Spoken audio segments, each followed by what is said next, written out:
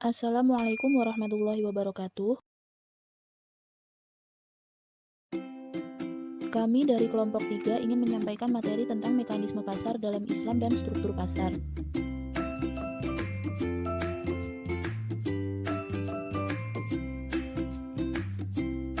Mekanisme pasar dalam Islam terbagi menjadi 3 pembahasan, yaitu yang pertama pada masa Rasulullah, yang kedua pandangan ekonomi Muslim, dan yang ketiga peranan pemerintah dalam mengawasi pasar. Pembahasan yang kedua adalah struktur pasar yang terdiri dari persaingan sempurna dan persaingan tidak sempurna. 1. Mekanisme pasar dalam Islam. Mekanisme pasar masa Rasulullah. Pasar merupakan sunatullah yang terjadi secara alami. Karena itu, baginda tidak pernah menetapkan suatu harga barang di pasar. Penetapan harga ialah suatu ketidakadilan atau zulm. Baginda menyatakan bahwa siapa saja yang menjual sesuai dengan harga yang berlaku di pasar, maka ia seperti berjihad di jalan Allah Subhanahu wa taala. Sementara orang yang menetapkan harga sendiri ialah seperti orang yang ingkar kepada Allah Subhanahu wa taala. Dalam hadis lain, baginda menolak untuk menetapkan harga karena ketetapan harga atau turun dan naiknya harga ialah kehendak Allah Subhanahu wa taala. Sikap Rasulullah Shallallahu alaihi wasallam yang tidak mau menetapkan harga pasar meskipun harga-harga sedang naik. Ini karena baginda menyadari bahwa harga ditentukan oleh kekuatan tawar-menawar atau demand and supply yang terjadi secara suka sama suka. B. Pandangan ekonomi Muslim. 1. Mekanisme pasar menurut Abu Yusuf. Ulama pertama kali yang membahas mekanisme pasar secara empirik adalah Abu Yusuf. Pemikiran Abu Yusuf tentang pasar dapat dijumpai dalam karyanya Al-Kharaj. Selain membahas perpajakan dan anggaran negara yang menjadi pedoman kekhalifahan Harun al-Rasyid di Baghdad, buku tersebut juga membicarakan beberapa prinsip dasar mekanisme pasar. Tulisan pertamanya menguraikan naik turunnya produksi yang dapat mempengaruhi harta. Ia telah menyimpulkan bekerjanya hukum permintaan dan penawaran dalam pasar. 2. Mekanisme pasar menurut Ibnu Taimiyah. Pemikiran Ibnu Taimiyah mengenai mekanisme pasar banyak dituangkan dalam karyanya, yaitu Al-Hizbah fi Al-Islam dan Majmu' Fatawa. Pandangan Ibnu Taimiyah mengenai hal ini sebenarnya terfokus pada masalah pergerakan harga yang terjadi pada masa itu, tetapi ia letakkan dalam kerangka mekanisme pasar. Secara umum, beliau telah menunjukkan the beauty of market, atau keindahan mekanisme pasar sebagai mekanisme ekonomi di samping segala kelemahannya. Ibnu Taimiyah berpendapat bahwa kenaikan harga tidak selalu disebabkan oleh ketidakadilan atau zulm or injustice dari para pedagang atau penjual, sebagaimana banyak dipahami orang pada waktu itu. Ia menunjukkan bahwa harga merupakan interaksi hukum permintaan penawaran yang berbentuk karena berbagai faktor yang kompleks.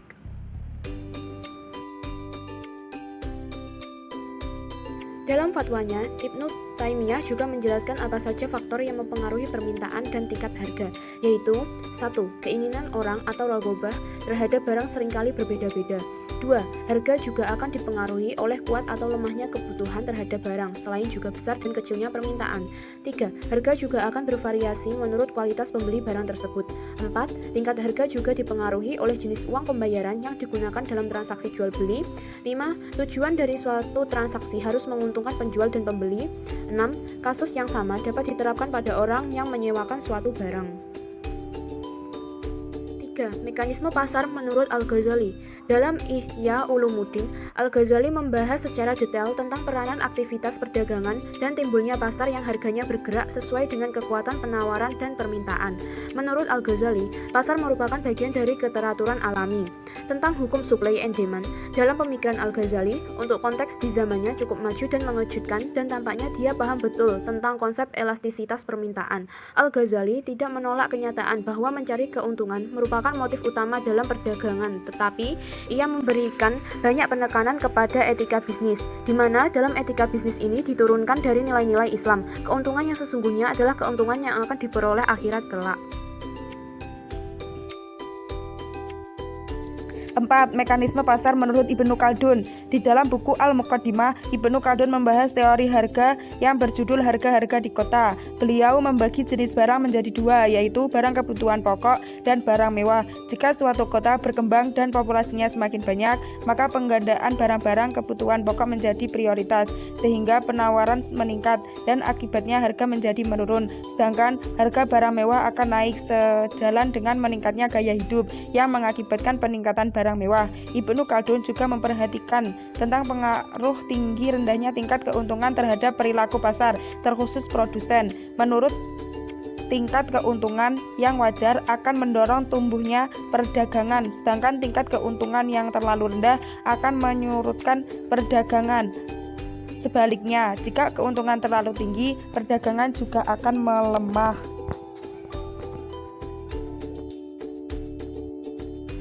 C. Peranan pemerintah dalam mengawasi pasar. Dalam pandangan Islam, peran pemerintah didasari oleh beberapa argumentasi, yaitu 1. Derivasi dari konsep kekhalifahan. 2. Konsekuensi adanya kewajiban-kewajiban kolektif. 3. Pemerintah adalah pemegang amanat dari Allah Subhanahu wa Ta'ala untuk menjalankan tugas-tugas kolektif dalam mewujudkan kesejahteraan dan keadilan serta tata kehidupan yang baik bagi seluruh umat. Jadi, pemerintah adalah agen dari Tuhan atau Khalifatullah untuk merelasikan falah. 2. Struktur pasar. A. Persaingan sempurna. Persaingan sempurna ialah suatu pasar di mana jumlah penjual, produsen, dan pembeli konsumen sangat banyak, dan produk atau barang yang ditawarkan atau dijual sejenis atau seragam. Pasar persaingan sempurna merupakan pasar di mana penjual dan pembeli tidak dapat mempengaruhi harga, sehingga harga di pasar-pasar betul merupakan hasil kesepakatan dan interaksi antara penawaran dan permintaan. Kelebihan pasar persaingan sempurna. 1. Tidak ada kekuasaan pasar. 2. Efisien. 3. Dapat meminimalkan biaya produksi. 4. Informasi pasar yang jelas. Kekurangan pasar persaingan sempurna. 1. Minim produk. 2. Minim inovasi. Karakteristik pasar persaingan sempurna. 1. Produk homogen.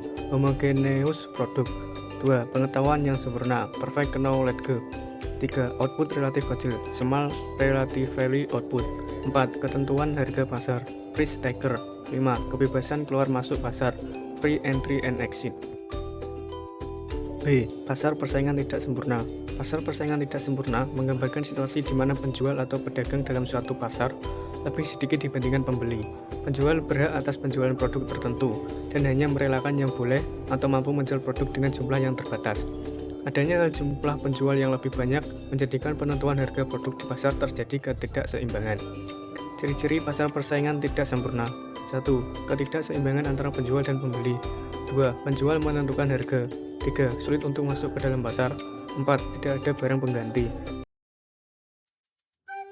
Kelebihan pasar persaingan tidak sempurna. Pertama, produk yang dijual berkualitas unggul. Kedua, kualitas yang lebih besar. Ketiga, bebas biaya produksi.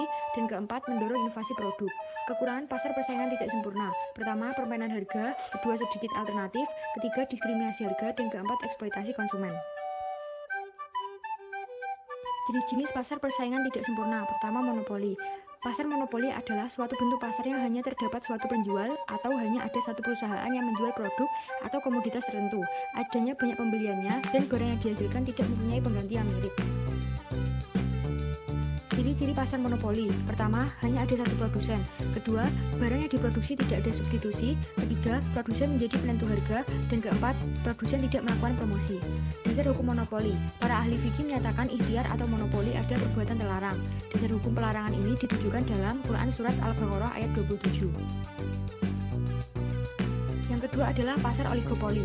Pasar oligopoli adalah satu bentuk pasar persaingan tidak sempurna, di mana hanya terdapat beberapa produsen atau penjual dengan banyak pembeli di pasar. Ciri-ciri pasar oligopoli adalah 1. Memiliki 2 produsen atau lebih. 2. Produk yang dijual homogen. 3. Kebijakan produsen utama menjadi acuan. 4. Harga barang hampir sama. Unsur penting atau karakter pasar oligopoli. 1. Hanya sedikit perusahaan dalam industri atau few number of firms. 2. Produknya homogen atau terdiferensiasi atau homogen or differentiated product. 3. Pengambilan keputusan yang saling mempengaruhi atau interdependence decision. 4. Kompetisi non harga atau non-pricing competition. Tujuan oligopoli yaitu agar para konsumen bisa leluasa memilih produk yang mereka inginkan. Inilah yang akan membuat produsen sadar untuk meningkatkan kualitas produk serta memenuhi kebutuhan konsumen mereka. Jenis-jenis pasar oligopoli. 1. Pasar oligopoli murni atau homogen. 2. Pasar oligopoli terdiferensiasi. 3. Pasar oligopoli non-kolusi dan pasar oligopoli kolusi. Kelebihan pasar oligopoli. Yang pertama, konsumen dapat memilih langsung barang yang akan dikonsumsi. 2. Persaingan antar produsen dapat memberikan keuntungan bagi konsumen. 3. Perusahaan umumnya akan terus melakukan inovasi produk sehingga akan semakin berkembang. 4. Kegiatan produksi berjalan lebih efektif. Kelemahan pasar oligopoli. 1. Sering terjadinya perang harga antar produsen. 2. Produsen mengeluarkan banyak dana untuk iklan dan promosi. 3. Pemborosan sumber daya ekonomi. 4. Sulit untuk mewujudkan pemerataan pendapatan. Dan yang terakhir, muncul eksploitasi berlebihan dalam kegiatan pasar. Sekian video presentasi dari kelompok kami. Ada kurang lebihnya, kami mohon maaf. Wassalamualaikum warahmatullahi wabarakatuh.